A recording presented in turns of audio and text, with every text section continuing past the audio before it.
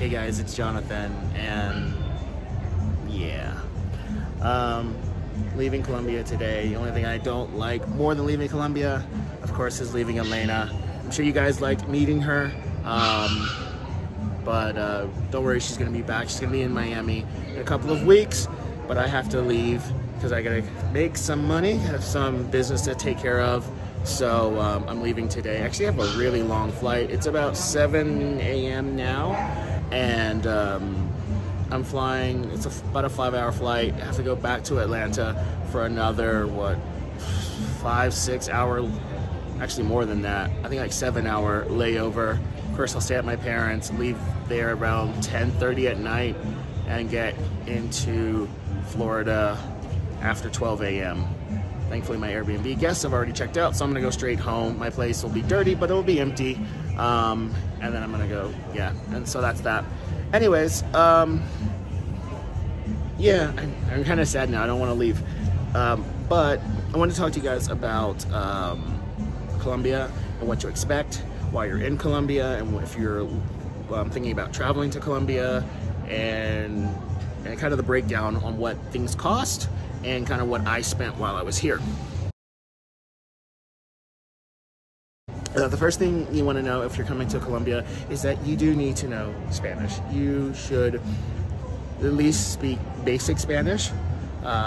If you don't, you need to be with someone who is fluent in Spanish, because it's going to be an issue for you. Unlike being in like Miami or even Puerto Rico, where everyone speaks Spanish, but all the words are in English, all the directions, everything else is in English. Here, no, that doesn't happen. You shouldn't expect that people know English when you come here. So don't expect that. Learn the language, and that's going to help you a lot. So before you even come to Colombia, you're going to need to fill out an immigration form, and that is online. There's nobody behind me if anyone is wondering why I have my mask off. There's absolutely no one around me. But anyways, you're going to need to fill out an immigration form, and you actually do that online on the Colombian immigration site. I'll put a link down below so that you guys can have that. You're going to need to put in your travel information, your passport information. They also want to know where you're staying. So if you're staying in an Airbnb or you're staying in a hotel, you're going to want to put that information in there as well. They also want to know your occupation, which is interesting.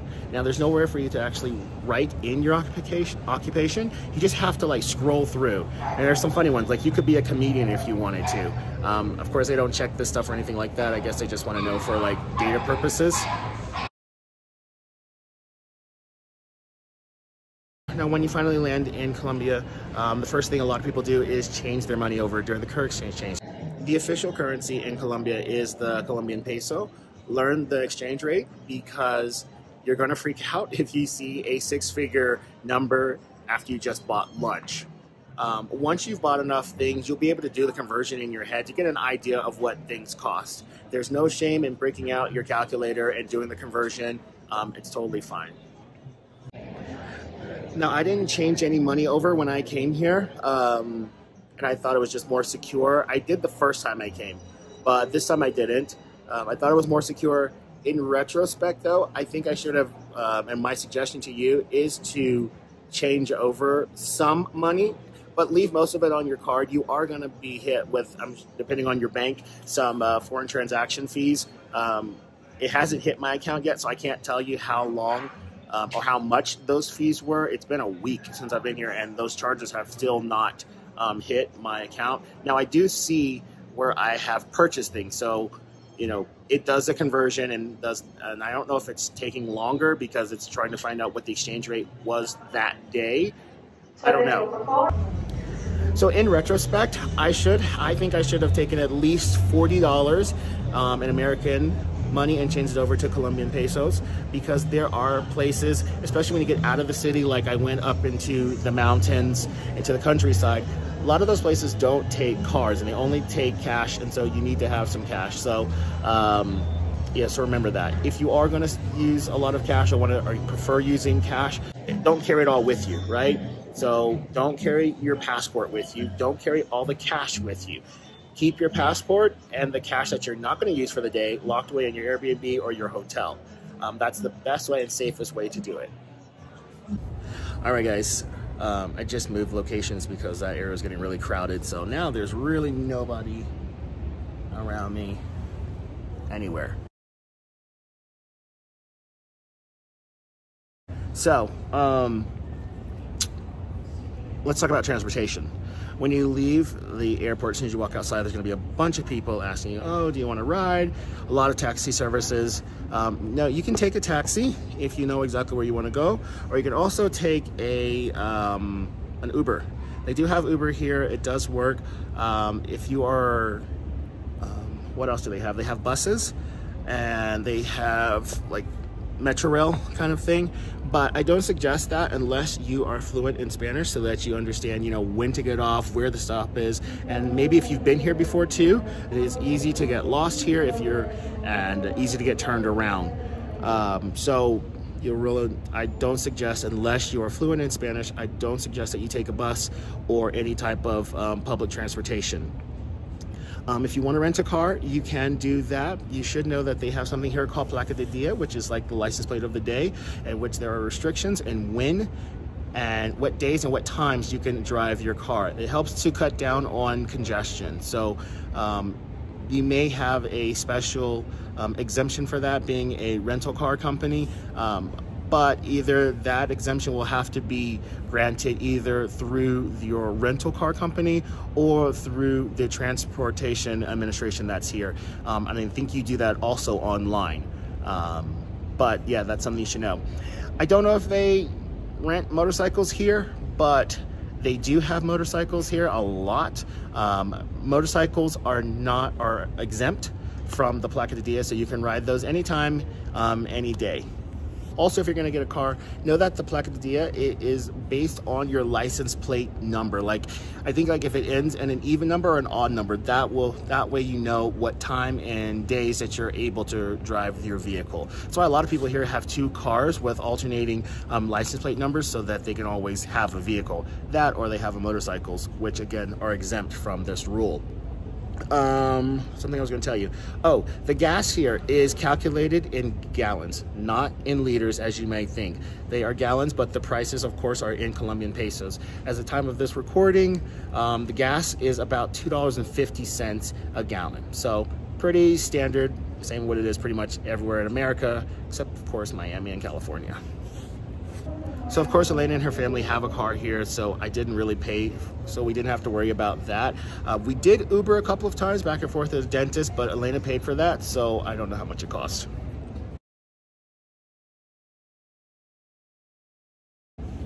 Let's talk about where to stay when you're here.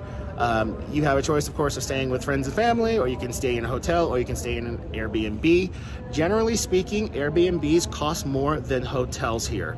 The Airbnb that I stayed in cost about $70 a night, and the hotel, which was just as nice, is actually an NH hotel, which I realized, well, Elena told me that, hey, you know, I actually stayed in an NH hotel the first time I came here. So, and compared to the Airbnb, it was half the price. And it wasn't because I was in the location. I was still by the Parque 93. I still wanted to be there. So this hotel was a block away, and it was $35 a night. So here's a picture of what the room looked like again. Now, it's a standard room, but you know, everything that you need. There's a bar and restaurant downstairs. The staff is amazing. A lot of hotels here and a lot of buildings here don't have air conditioning. You should know that, because the weather is pretty standard. It's just whether it's raining or not. And it also, remember, Bogotá is up in the mountains, so you can see the clouds rolling in, and you can the weather changes with those clouds. But the temperature, you know, will get warm and then it will get cool, and it'll get warm. And so most people just keep their windows open. Most houses do not have air conditioning, even though they may have heaters in the nicer buildings. Like in hotels, of course, they have to accommodate their people that are staying there, but the hotel here, the air conditioning did not work. So they were nice enough to give me a miniature air conditioning unit. So that helped.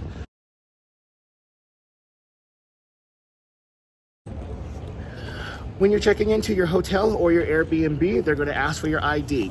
You should know that your ID is not your driver's license. Your driver's license means absolutely nothing here. Your ID is your passport and your passport number. Again, I don't suggest you walk around with your passport in case something happens. My suggestion is to write your number down. Don't label it, but write it down as a note in your phone if you can't remember it, because you're going to need that pretty much everywhere. They ask for it, like in America, they ask for your email address. What's your ID number? What's your ID number? And perhaps your Colombian ID number has less weight than a passport number. I wasn't crazy about giving out my passport number everywhere I went. So like when I go to the store and I was buying something, they would ask for, what's your ID number? I would just give Elena's phone number, to be honest. And that's all I did.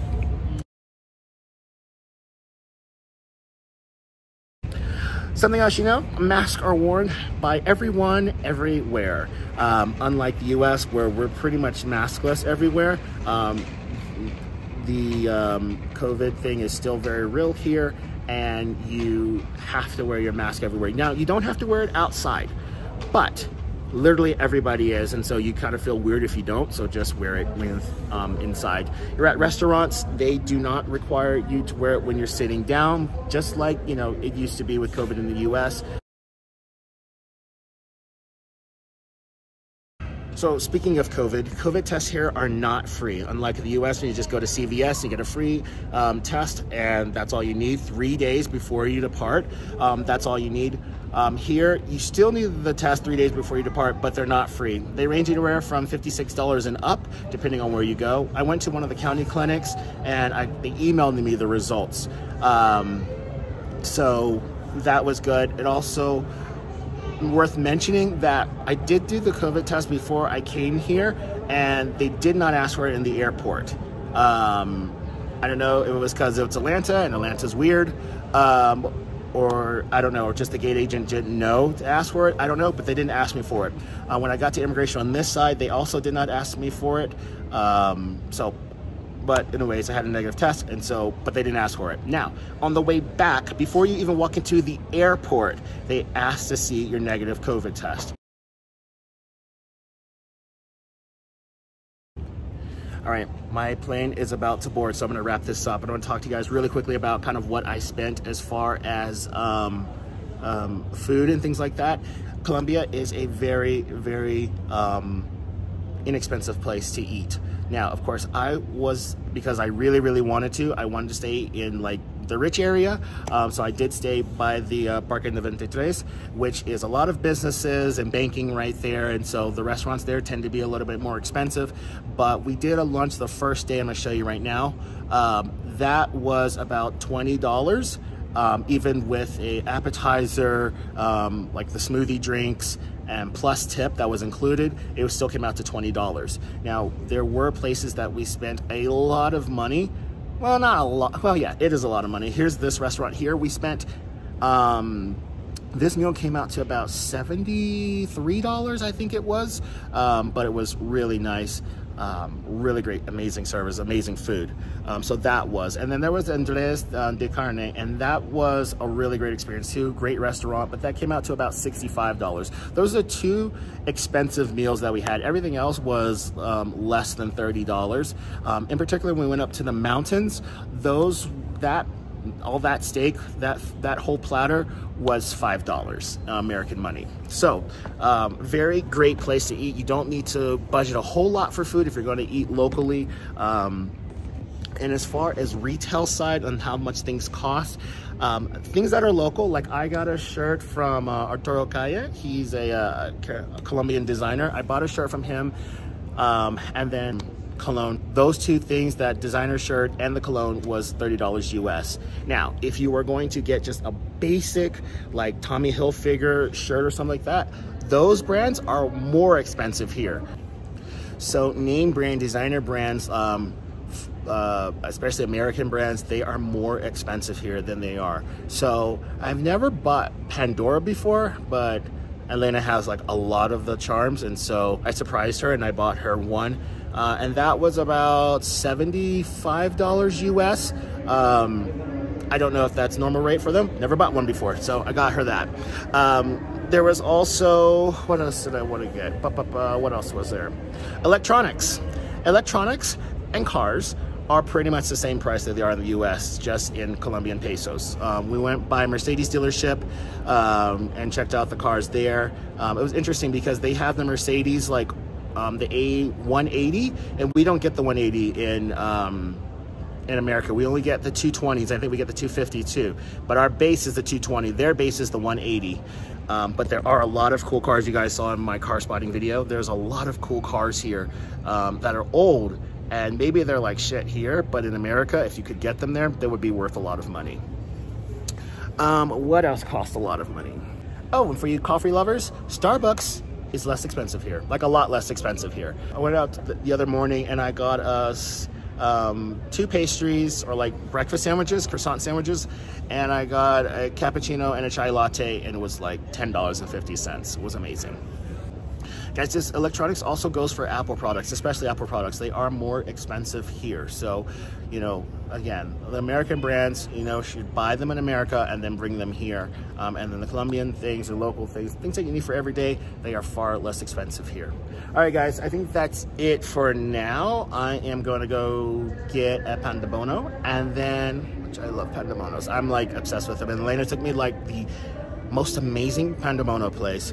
And anyways, this is what it looks like. Yeah, I'm sad about leaving though. But again, guys, Elena will be back. She'll be in Miami this time. You'll get to see her. And yeah, that's it. I'm gonna go get some food. I'm gonna get my flight, and then I will see you guys in Atlanta. Later.